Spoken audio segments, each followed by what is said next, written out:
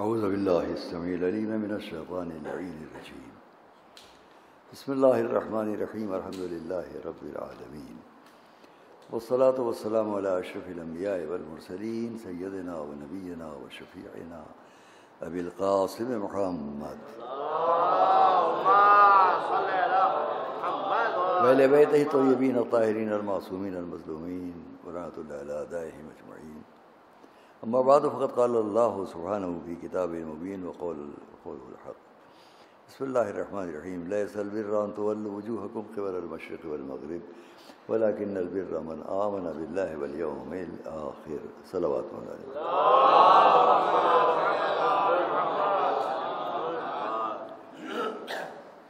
ہم پوری آیت کے ایک فقرے کو آپ کے سامنے پیش کر رہے ہیں جو قرآن کریم کے دوسرے سورہ البقرہ کی 177 نمبر کی آیت ہے، اور اس پر یہ شروع اور بعد میں کچھ آپ سے عرض کرتے رہے ہیں.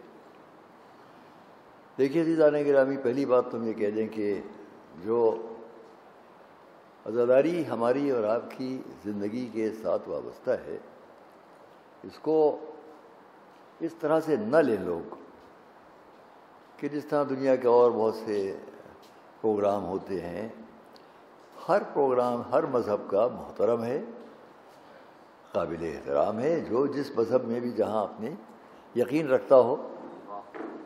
لیکن یہ سبھی جانتے ہیں کہ عزاداری کا جو مشن ہے یہ سب سے الگ ہے، اور ہمارے بھارت سے اس کا بہت بڑا رشتہ ہے. میں کسی اور ملک کی بات نہیں کرتا، ہمارے ملک سے عزاداری کا بہت بڑا رشتہ ہے. اور صرف یہ کہہ سکتے ہیں ہم کہ چونکہ عزاداری ایک عنوان ہے، ایک سرخی ہے، ایک ٹائٹل ہے، دنیا کو یہ سمجھانے کا یہ پورا مشن عزاداری کا اتفاق سے ان لوگوں کے درمیان ہے کہ جن میں سے دنیا میں آج تمام مسلمان یہ کہیں گے کہ دونوں مسلمان تھے، دونوں طرف مسلمان تھے. تو کم سے کم یہاں پر یہ بھی ثابت ہو جاتا ہے کہ اسلام ہر اس جگہ جنگ کرنا چاہتا ہے حق والی، کہ جہاں سامنے باطل ہو.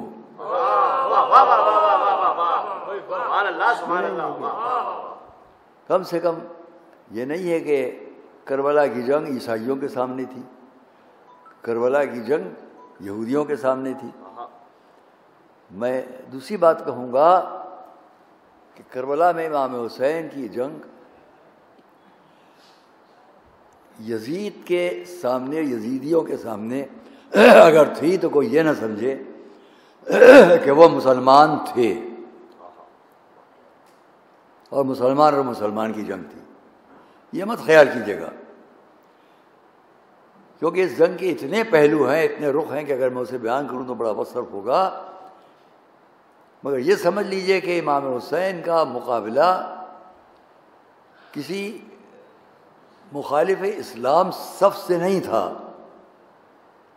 بلکہ ان لوگوں سے تھا جو کسی بھی مذہب کے بدترین انسان ہو سکتے ہیں.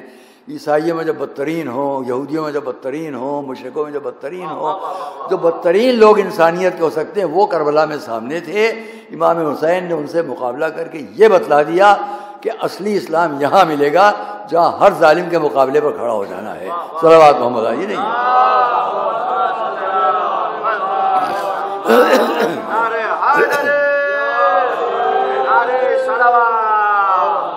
اور اس لیے ہم نے کل بھی بات کہی اور آج بھی کہیں گے اپنی حکومت سے، اپنے ملک سے، اپنے لوگوں سے. اس کو میں بہت تفصیل سے اور جگہوں پڑھ چکا، یہاں بھی. اب اس وقت تو موقع نہیں، شاید بعد میں کہوں. لیکن ایک بات ہے، ہم اپنے ملک کے منصف مزاج لوگوں سے ایک بات کہیں گے. میں شوق ہوتا ہے ہم انصاف سے ایک بات کو سمجھیں. ان سے مجھے کہنا ہے، آپ کو، آپ کے ذہن کو، آپ کی فکر کو، آپ کی باتوں کو الجھانے والے بہت ملیں گے۔ ہماری زندگی میں ایسے بہت سے لوگ ہوتے ہیں جو قدم قدم پر یہ کہنا شروع کر دیتے ہیں ایسا کیوں، ویسا کیوں نہیں، یہ کیوں ہے، وہ کیوں ہے۔ اور اس پر بھی نہ جائیے گا کہ یہ سر پر جو آپ دیکھ رہے ہیں یہ چھوٹا ہے، کتنا بڑا ہے بھی کہ نہیں ہے، اس سے متاثر نہ ہو آپ۔ جب سلمان حضور کے پاس آئے تو یہ نہیں تھا سر پر، صلوات محمد علیہ وسلم نہیں تھا۔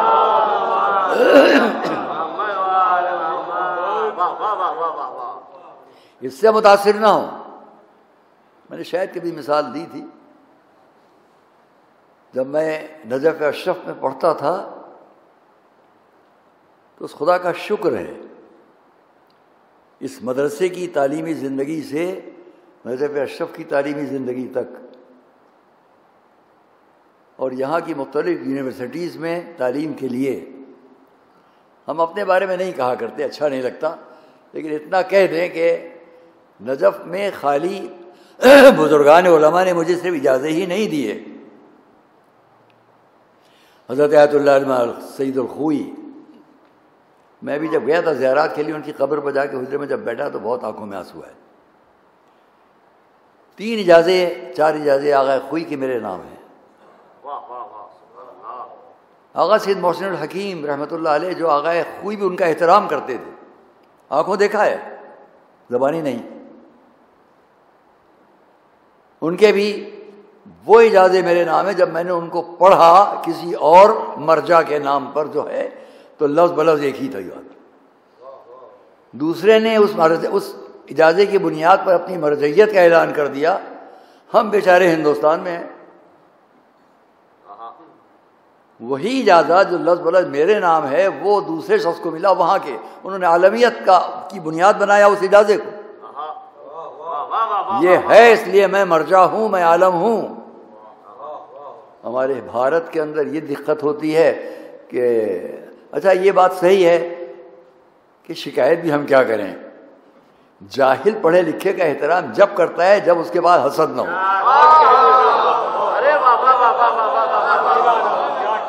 صلوات محمد والے محمد۔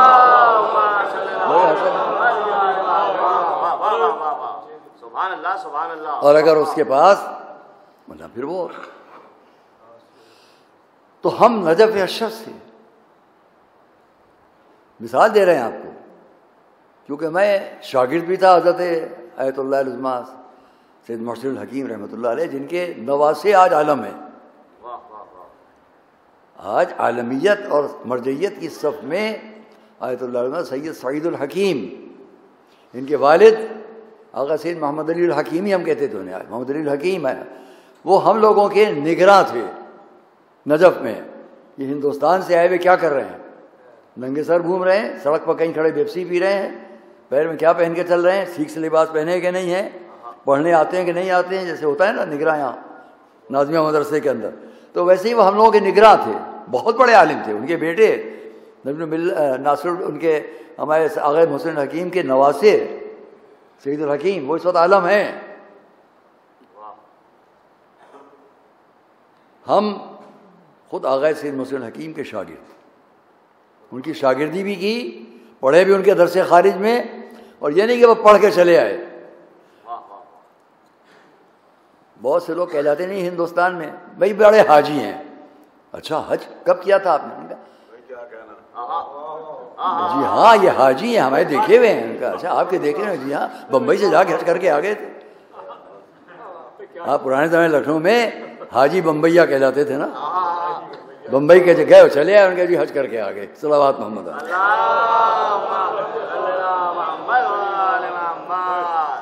ہم نے وہاں، اب میں چلیے ان مثالوں کو جاؤں تو صاحب کو دیکھا، میں جلدی سے کہہ دوں کہ آغا کے پاس جو بہت سے لوگ آتے جاتے تھے، اس میں مجھے ایک شرف اور بھی تھا کہ میں ان کا سیکرٹری بھی تھا۔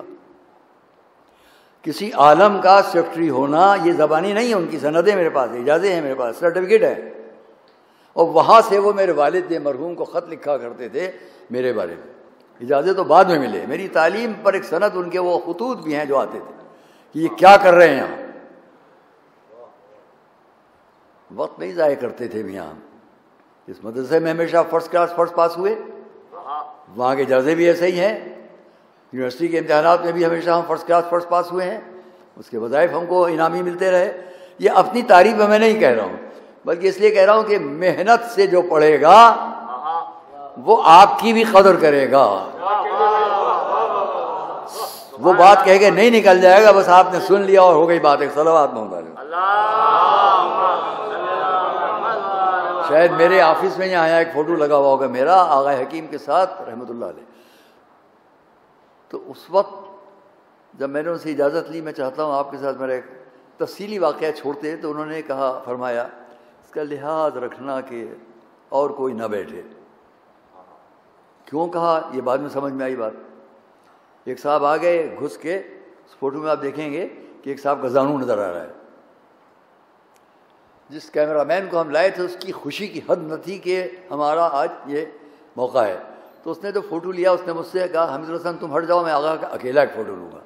وہ اکیلا فوٹو اس نے جب لیا تو 3-4 دن بعد یا ایک ہفتے کے بعد مخصوص ہی تھی کربلا کی, لاکھوں انسان تھا. تو ان کا فوٹو وہاں پر میں نے دیکھا جو اس نے اکیلے لیا تھا, وہی آج ساری دنیا میں ہے. جو آغا حکیم کا فوٹو آپ دیکھتے ہیں یہ اسی وقت کا ہے. اور وہ بک رہا تھا ہر طرح, اس کا بچے چھوٹے چھوٹے لیے, یہاں تک لاکھوں کے مجمع میں ہدیہ سید محسن حکیم, ہدیہ اشرف الوس, سید محسن ہدیہ اشرف الوس, 10 فلس میں وہ فوٹو بک رہا تھا لاکھوں کی طرح. جو صاحب وہاں بیٹھے تھے تو ہم نے اشارہ کیا فوٹوگرافر کو کہ یہ فوٹو کیمرے میں نہ آنے پائیں, نہیں آئے. بعد میں مسئلہ سمجھ میں آئی جب ایک وقت بہت سے لوگ بیٹھے, ان کا وہاں بہت بڑا تھا جو ساتھ بیٹھتے تھے وہاں کے. آغا سے کچھ لوگ مسائل پوچھ رہے تھے تو اچانک وہ بول پڑے, اس مجمع سب جانتے ہوں گے اس مسئلے کا جواب. جب ان میں سے سب لوگ بیٹھے مسئلے پوچھ رہے ہیں انشورنس کے اوپر, بینک کے سود کے اوپر فلاں, اس وقت ان صاحب نے پوچھا یہ ایک سوال میرا بھی. نے کہا ہاں کہیے. انہوں نے کہا مچھلی کو ذبح کیسے کیا جائے گا؟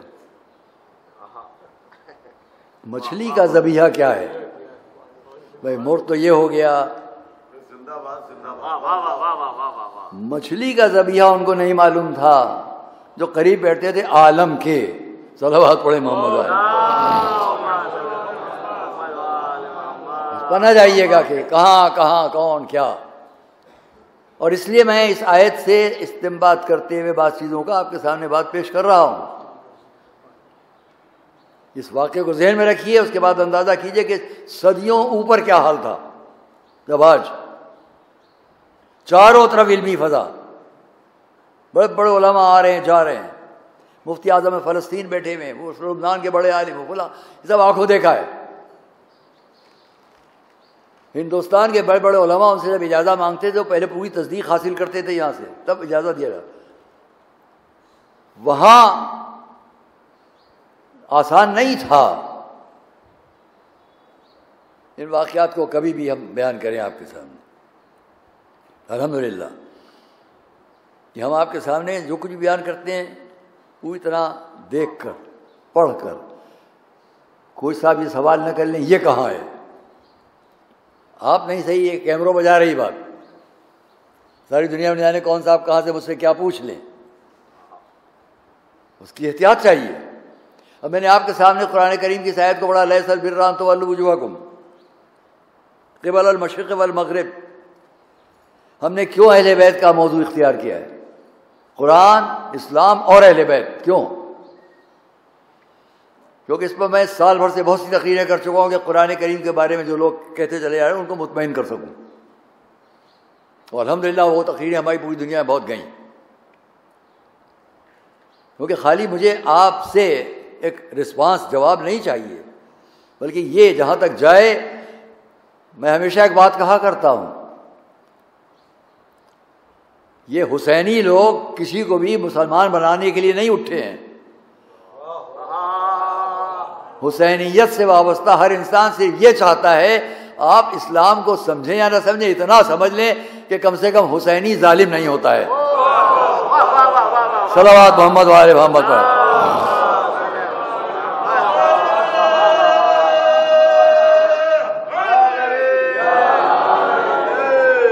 حسینیت ظلم کا نام نہیں ہے.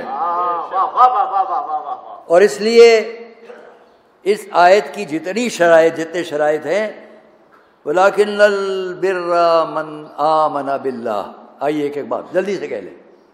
وَلَٰكِنَّ الْبِرَّ مَنْ، نیکی یہ نہیں ہے کہ بس کھڑے ہو گئے نماز پڑھ لی مشرق یا مغرب کا رخ کر لیا، نہیں، پہلے ان شرائط تک آؤ. خالی سجدہ کر لینا ہی کافی نہیں ہے، رخ کر لینا ہی کافی نہیں ہے. نیکی کیا ہے، خیر کیا ہے؟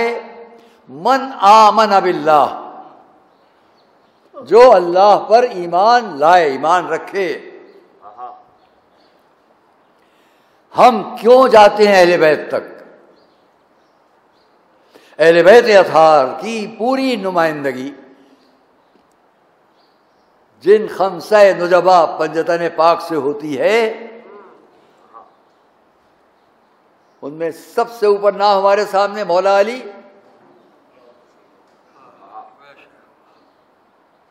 کل اس خطبے کے آخری ابتدائی فقرے میں نے کچھ پڑھے تھے، اسی خطبے کے آخری ایک فقرہ سناؤں.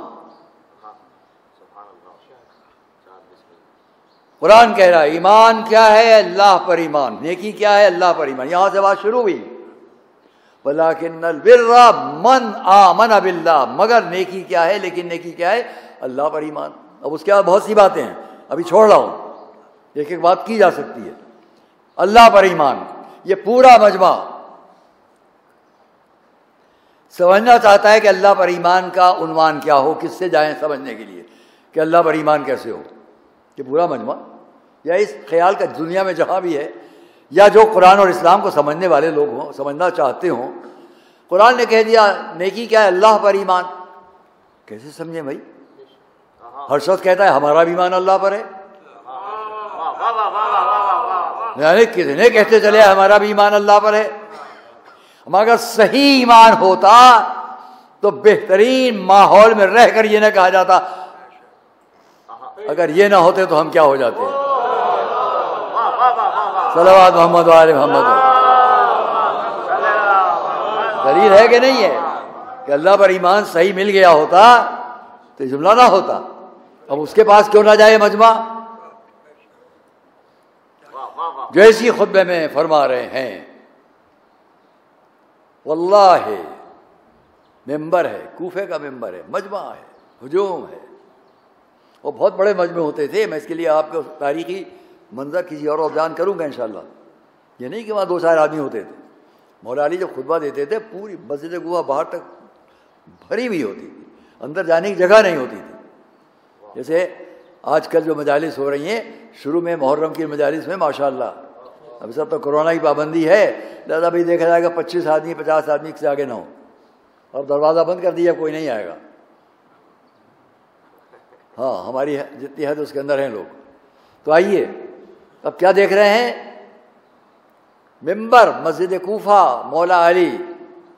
واللہ ما شککت فی الحق مذ رأیتہ.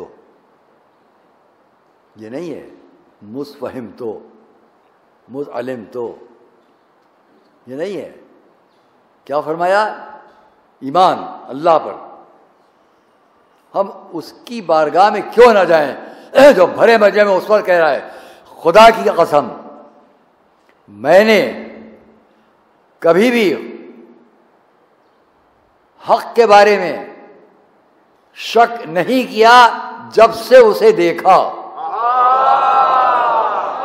صلوات محمد و آل محمد.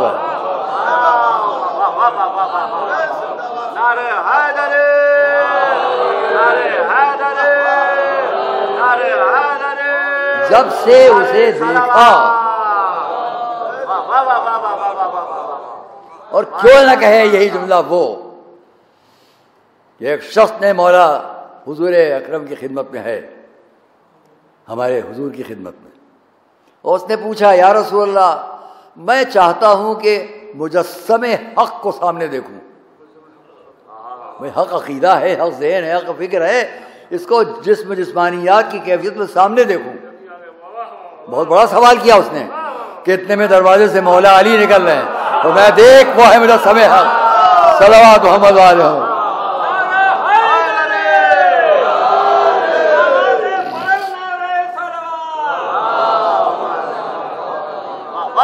ایک ساتھ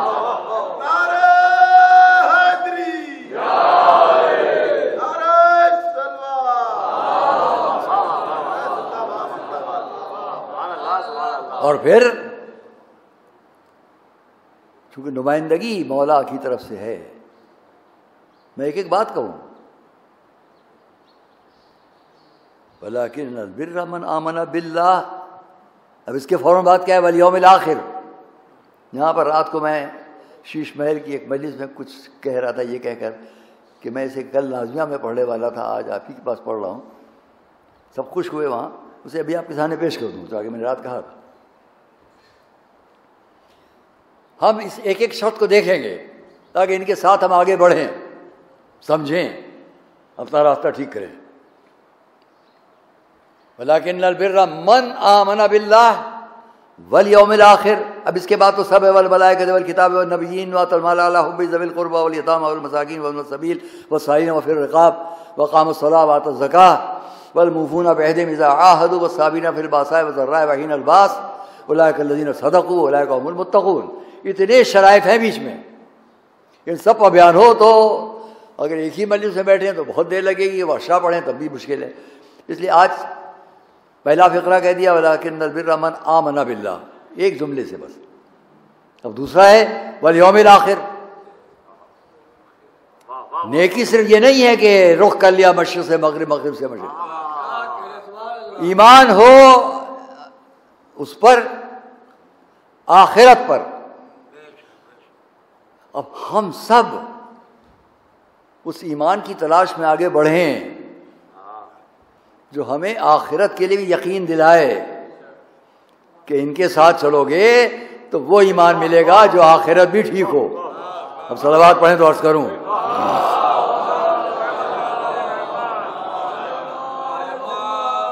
یہاں میں ایک وہ بات جو بہت عرصے سے پڑھتا رہا ہوں آپ کے سامنے دہرا دوں، مگر بہت جلدی اس کے بعد جو کہنا ہے عرض کروں. دیکھیے قرآن کریم میں یوں تو میں آپ کے سامنے کل انشاءاللہ یا پرسوں موقع ملا تو بیان کروں گا کہ پورا قرآن در اہل بیت سے کیوں وابستہ ہے اور اہل بیت اطہار قرآن کی مفہومیت میں کیوں واضح ہیں. نعرہ صلوات.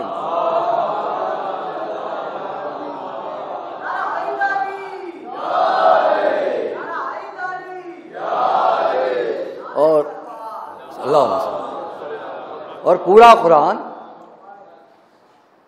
اہل بیت اطہار سے ہم کو آپ کو ملنے کا یقین کیوں ہے. اس پر ہمارا ایک الگ الگ انداز رہتا ہے. میرا اپنا تحقیق کا بیان کرنے کا سب انداز الگ ہے، کیونکہ میں نقل کر کے نہیں بڑھتا، عقل استعمال کر کے بڑھتا ہوں. کیونکہ جانتا ہوں میرا مجمع عقل مند ہے، زیادہ اس کے سامنے عقل کی بات بھی کرو، خالی نقل نہیں کر دو. نقال تو بہت ہوتے ہیں لیکن نقل را بھی عقل باید. نقل کے لیے بھی عقل چاہیے. تو آئیے کیا ہے قرآن کریم میں. تمام قرآن کے لیے میں نے ایک بات کہی لیکن اس کو سمیٹ کے کہوں کم سے کم 3-4 جگہیں تو وہ ہیں جس میں تمام عالم اسلام، تمام مفسرین ہٹ نہیں سکتے، سب جمائیں، چاہے سیاہ ستہ کی بات ہو، مفسرین کی بات ہو، سب جمائیں. ان میں سے ایک آیت میں ہر آیت پر بیان کرتا، آپ بھی تائید کریں گے کہ میں ٹھیک کہہ رہا ہوں. ایک آیت قُلْ لَا أَسْأَلُكُمْ عَلَيْهِ أَجْرًا إِلَّا الْمَوَدَّةَ فِي الْقُرْبَى.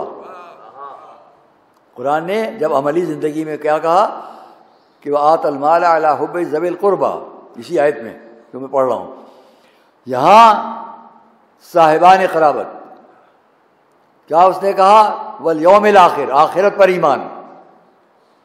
آخرت تک جانے کے لیے ہم کو، بس جلدی جلدی تمام کرو، آخرت تک جانے کے لیے ہم کو اس در تک آنا ہے جہاں ہمیں یقین ہو کہ ایمان ہمارا ایمان باللہ ہے تو یہاں سے ملے گا، اللہ پر ایمان کے ساتھ ہمیں اگر آخرت تک جانا ہے تو وہاں بھی ہم کو۔ تو سارے بڑے بڑے مفسرین جن سے علماء اسلام نے تفسیر لکھنا سیکھی ہے، ہم اپنی بات نہیں کر رہے ہیں، جن سے بڑے بڑے علماء اسلام نے تفسیر قرآن لکھنا سیکھا، ان میں بہت بڑا نام ہے علامہ جار اللہ زمخشری کا، صاحب تفسیر کشاف۔ انہوں نے اس آیت کے ذیل میں اتنا لکھا کہ رسول نے 7 حدیثیں بیان فرمائیں جو اہل بیت کی محبت دل میں رکھ کر مر جائے اس کے لیے کیا ہوگا، اور 7 حدیثیں ان کے لیے فرمائیں جو بغض آل محمد رکھ کر اٹھ جائے تو اس کا کیا ہوگا۔ میں وہ 14 حدیثیں آپ کے سامنے نہیں پڑھوں گا، ایک حدیث پڑھوں گا ابھی، اور پھر آپ کے ذہن کو وہاں تک لاؤں گا کہ جہاں ساری دنیا تک جو میری آواز جائے وہ میری اس آواز پر غور کریں۔ ایک حدیث یہ ہے اس میں سے، دیکھیے پہلی جگہ جہاں ماتا شہیدہ ہے وہاں اللہ کی لفظ نہیں ہے، مگر اس کے بعد کے تمام اقوال رسول میں، احادیث رسول میں جو یہیں پر ہیں اللہ کی لفظ، آگاہ ہو جاؤ۔ اس میں سے ایک، اللہ ومن ماتا علی حب آل محمد ماتا تائبہ، جو محبت آل محمد دل میں رکھ کر مر جائے وہ توبہ کیا ہوا مرتا ہے۔ صلوات پڑھیں، میں عرض کروں گا۔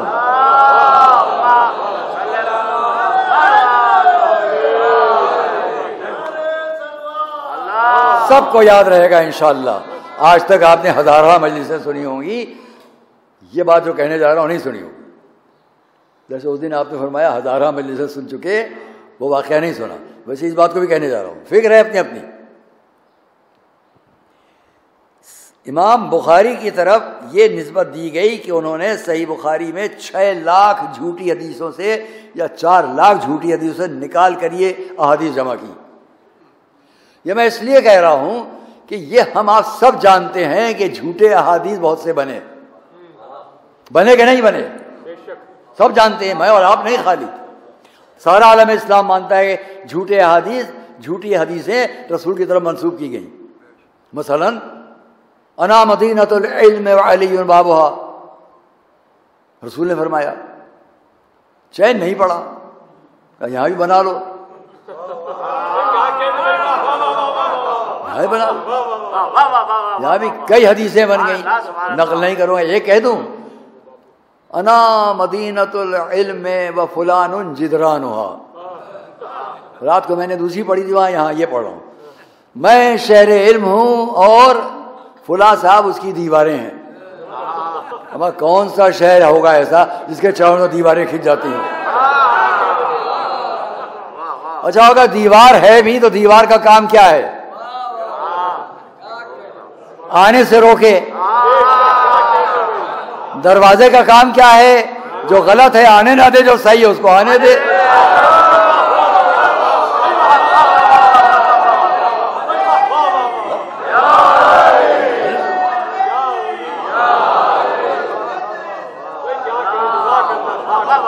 اب جو کہنے جا رہا ہوں سنیے گا،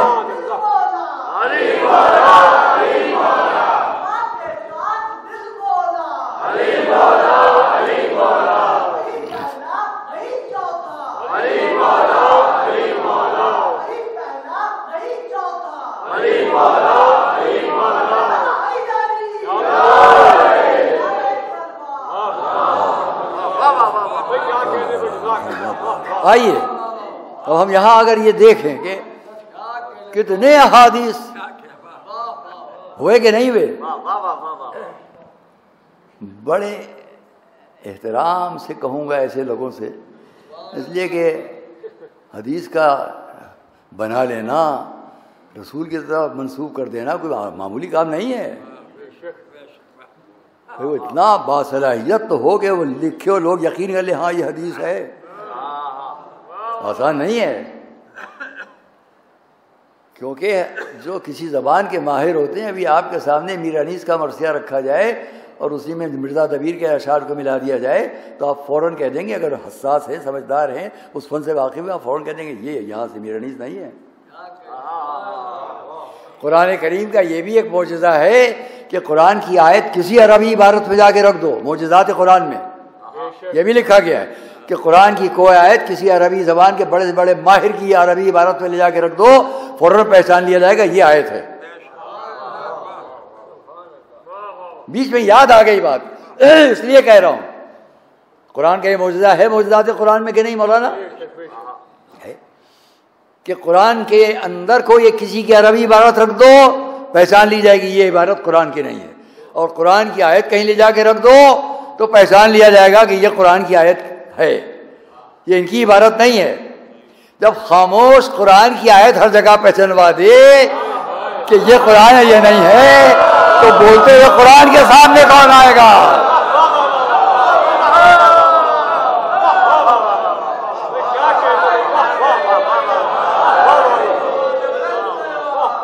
اس کے سامنے کون آئے گا جو بھرے مجمع میں اعلان کرے انا کلام اللہ الناطق۔ علی نے فرمایا میں اللہ کا بولتا ہوا کلام ہوں۔ صلوات محمد وعلی محمد پر۔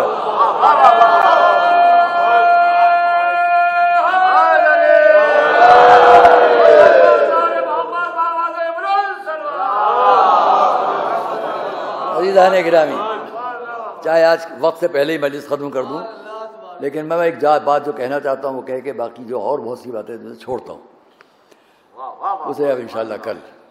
میں آپ سے کہوں گا کہ جعلی مصنوعی اتنے حدیث بنا لینے والے، ان سے بڑے ادب سے احترام سے کہوں گا ہمیں ایک حدیث اور بنا لو۔ اب میری خواہش ہے، آپ بھی بڑے حیران ہوں گے، پہلی بار کہہ رہا ہوں، پہلی بار میں کہہ رہا ہوں، پہلی بار آپ سنیں گے، ہمیں ایک حدیث اور بنا دو۔ پوچھیں گے کون سی حدیث؟ لکھو الا ومن مات علی حب فلاں صلوات محمد وعلی محمد۔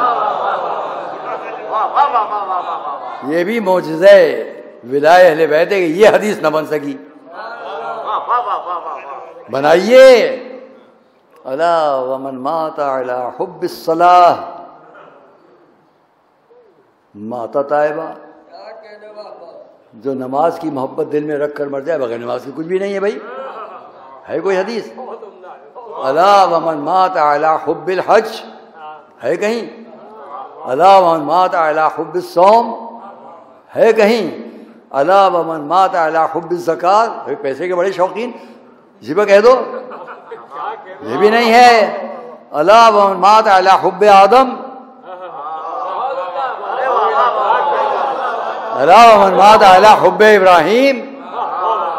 میں کسی کو تو لاؤ، کم سے کم یہی پہچان لو کہ ان سب کی محبت دنیا میں کام آئے گی جب تک کہ وہ محبت نہ ہو۔ صلوات محمد وعلی محمد پر۔ محبت اہل بیت اگر ہے،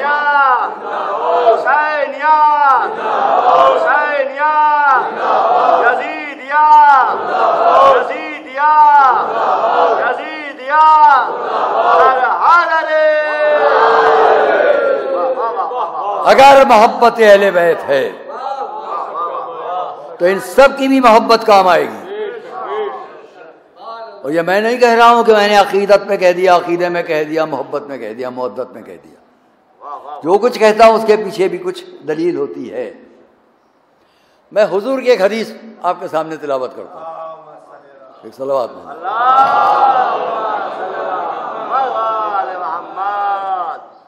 حبی وحب اہل بیتی نافع فی سبعۃ مواطن احوالہن عظیمہ۔ میں رسول فرما رہے ہیں میری محبت اور میرے اہل بیت کی محبت فائدہ پہنچانے والی ہے ان 7 جگہوں پر جن کا خوف بہت بڑا ہے. یہ احوال بڑی ہے سے نہیں ہے، احوال چھوٹی ہے سے، احوال ان کا خوف بہت بڑا ہے. جس میں پہلی بات عند الموت، نزع کے وقت، موت کے وقت، وفی القبر، قبر میں، وعند النشور، جب اٹھایا جائے گا، جب اٹھایا جائے گا، وعند الحساب، جب حساب کا وقت آئے گا، وعند المیزان، جب میزان کا وقت آئے گا، اور آخر وعند الصراط، جب پورے صراط کی بات آئے گی. عزیزان گرامی، ایک حدیث لکھ کے لایا ہوں، جیب میں رکھی ہے، سنا دوں؟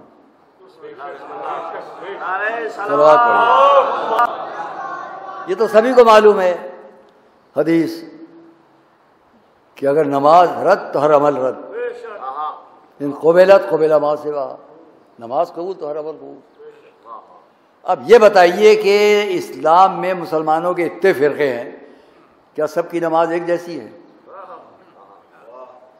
ہاں، ایک بات تمام نمازوں میں ہر مسلمان کے یہاں ہے، چاہے کچھ بھی اختلاف ہو، رکوع میں ذکر کرو یا تسبیح پڑھو، سورہ ایک اور پڑھو یا آیتیں پڑھو وغیرہ، قنوت پڑھو نہ پڑھو، لیکن ایک بات سب فرقوں میں مشترک ہے، اور وہ یہ ہے کہ سورہ الحمد سب جگہ پڑھنا واجب ہے، پہلی ہی دوسری رکعت میں پہلی منزل پر، نہیں تو نماز نہیں ہے. توجہ کیجیے گا، سورہ الحمد واجب. اب جو سورہ الحمد کے بغیر نماز نہ ہوگی اس کے اندر کیا ہے؟ اہدنا الصراط المستقیم، ہم کو سیدھے راستے کی ساری دنیا میں جہاں جہاں آواز آ رہی ہو پڑھیں گے آپ کہ نہیں پڑھیں گے؟ اہدنا الصراط المستقیم فرمائیں گے کہ نہیں فرمائیں گے؟ نماز غلط ہو جائے گی. اب یہ بتائیے کہ جو ساری دنیا کہہ رہی ہے ہم کو سیدھے راستے کی ہدایت کر، یہ صراط مستقیم کیا ہے؟ پڑھیے صلوات محمد علیہ وسلم.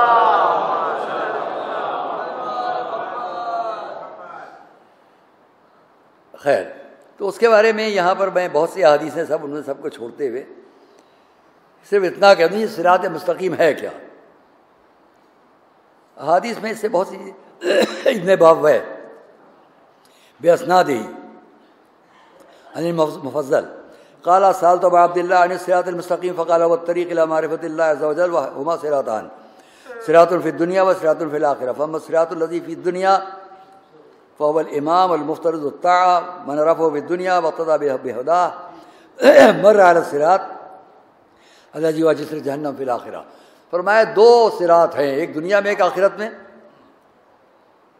جو یہاں اپنے جس کی امامت کے اندر رہے ہمارے اوپر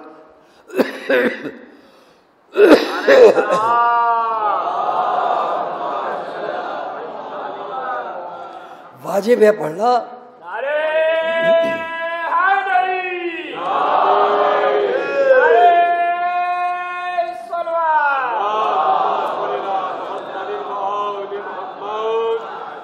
جس کی اطاعت واجب ہے، جس امام کی، اس کی بات آپ سامنے رکھ کر چلیں تو یہ ہے دنیا میں صراط، اور یہی آخرت کے اس صراط پر جو جہنم کے اوپر ہے کام آئے گا. ہو گئی بات. اب بالکل مختصر لفظوں میں کہہ دوں، ان عبید اللہ الحلبی، حلب کے رہنے والے تھے، ان ابی عبداللہ قال، پوچھا گیا صراط مستقیم کیا ہے؟ جواب ملا صراط المستقیم ہوا امیر المؤمنین علیہ السلام.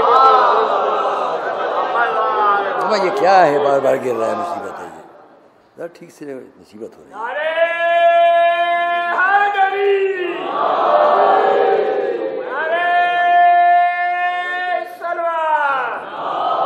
ڈسٹرب ہوتا ہے. چلیے چھوڑیے.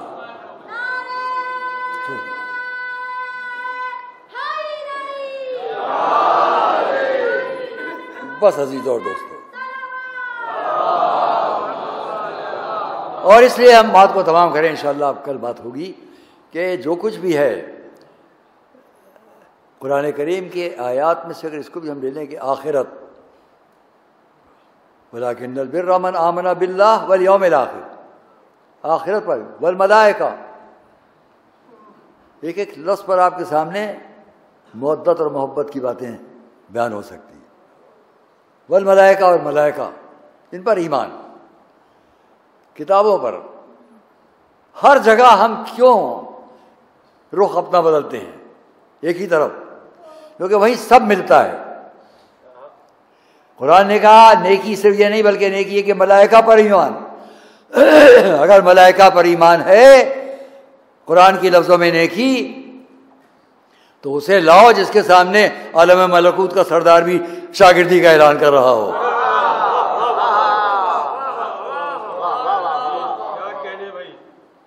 والکتاب، اور کتاب پر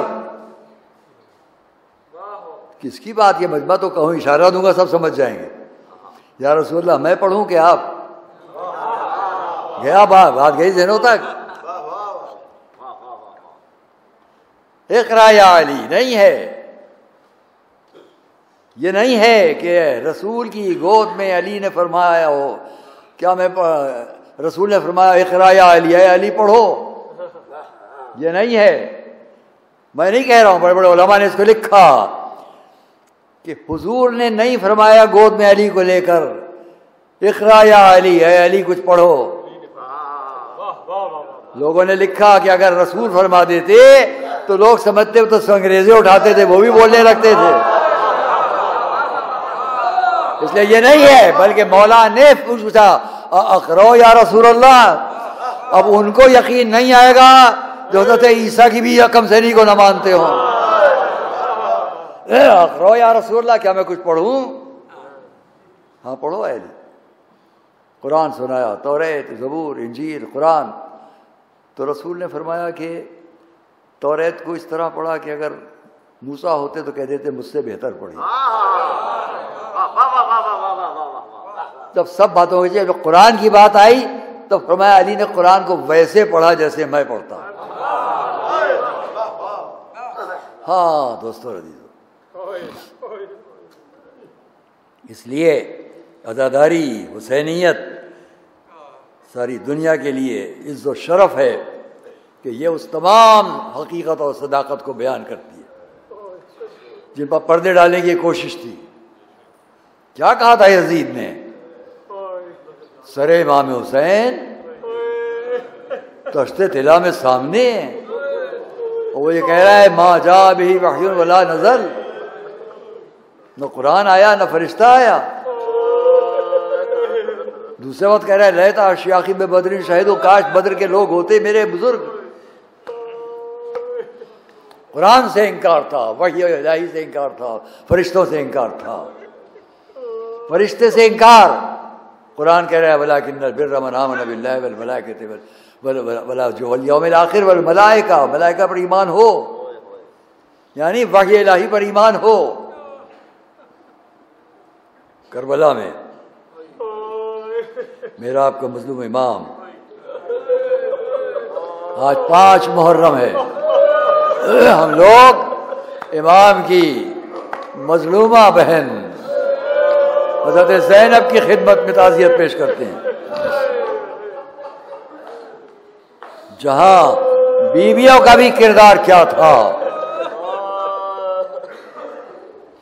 میری اور آپ کی شہزادی زینب، روایات میں میں نے اس تسلسل سے نہیں دیکھا، لیکن اپنے بزرگوں کی کتابوں میں اس سے متعلق میں نے خود دیکھا، وہ مجھے اچھا لگا، میرے ذہن میں محفوظ ہے، میں آپ کے سامنے پیش کر رہا ہوں. شب عاشور، ہر بیوی اپنے اپنے بچے کو، اپنے بھائی کو، اپنے وارث کو، دیکھو کل صبح ہو رہی ہے، رسول کا نواسا، نصرت میں کوئی کمی نہ کرنا. اس اپنے اس روایت کو میں نے اپنے بزرگ کی کتاب میں دیکھا، جس میں انہوں نے لکھا امام حسین خیموں کے درمیان سے گزر رہے تھے، گزرتے گزرتے اس خیمے کے سامنے سے گزرے کہ جہاں زینب تشریف فرما تھی، دیکھا دونوں بچے سامنے بیٹھے ہوئے ہیں، کچھ تبرکات رکھے ہوئے ہیں زینب، اور بتا رہی ہیں دیکھو یہ تمہارے دادا کا امامہ ہے، یہ ان کی زرہ ہے، یہ ان کی تلوار ہے،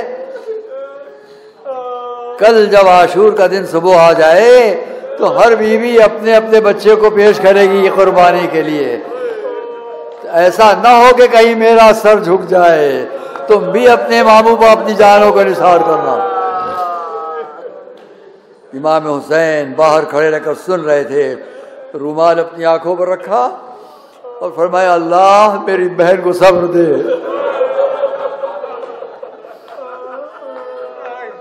ہاں عزیزان گرامی، اب اس کے آگے مجھ سے پڑھا نہیں جا رہا ہے، بس چند لفظ آپ کے سامنے کہ وہ وقت بھی آیا کہ ایک ایک شہید میدان کربلا میں آقا آخری سلام لاشا لا کے رکھ دیا گیا۔ اسی عالم میں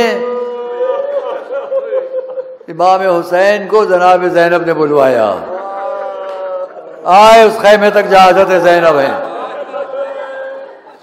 حضرت زینب اپنے خیمے میں اپنے دونوں بچوں کو لیے ہوئے، بیٹا دیکھو مسلم کی بیوہ نے اپنے بچوں کو نثار کر دیا، میں کیا منہ دکھاؤں گی اپنی والدہ کو، اپنی ماں کو، جب تم اس عالم میں ہو۔ جواب سنیں گے آپ، مولانا محمد کا جواب کیا تھا؟ مادر گرامی ہم کیا کریں، بار بار جاتے ہیں لیکن آقا ہمیں جانے کی اجازت نہیں دے رہے۔ اور میں اچھا تو میرے بھائی کو بلاؤ، ایک جملہ سنیے گا۔ اتنے میں امام حسین خیمے کے قریب آ گئے۔ زینب کا اعتراض کیا ہے؟ بھیا آپ سب کو میدان میں جانے کی اجازت دے رہے ہیں، میرے لال ان کو کیوں نہیں اجازت ملتی؟ امام خاموش کھڑے تھے۔ بھائی فقرہ سنیے گا جو شہزادی زینب کا ہے۔ بھیا آپ کو میری مادر گرامی کے حق کی قسم کہ میرے بچوں کو میدان میں جانے کی اجازت دیں۔ اجازت ملی، مولانا محمد مقتل کی طرف گئے۔ عظیم الشان جنگ کی وقت وہ آیا کہ فضا نے آواز دی۔ میر انیس کیا لکھتے ہیں؟ فضا نے آواز دی، آقا یہ آپ کی بہن زینب نے آپ کے پاس کفن بھیجا ہے، ان کے بچوں کو اس کفن سے خلط دے دیا جائے۔ امام حسین گئے، جا کے دونوں بچوں کی لاشوں کو اٹھایا، لے کر خیمے تک آئے۔ میں نے نہیں دیکھا کہ زینب تڑپ تڑپ کر روئی ہو۔ ہاں ایک کا سر ایک زانو پر، ایک کا سر ایک زانو پر ہاتھ اٹھائے، والے والے تیرا شکر کہ تو نے زینب کی اس قربانی کو قبول کر لیا، تیرا شکر کہ زینب سرخ روح ہے، قیامت کے دن اپنی والدہ سیدہ کے ساتھ۔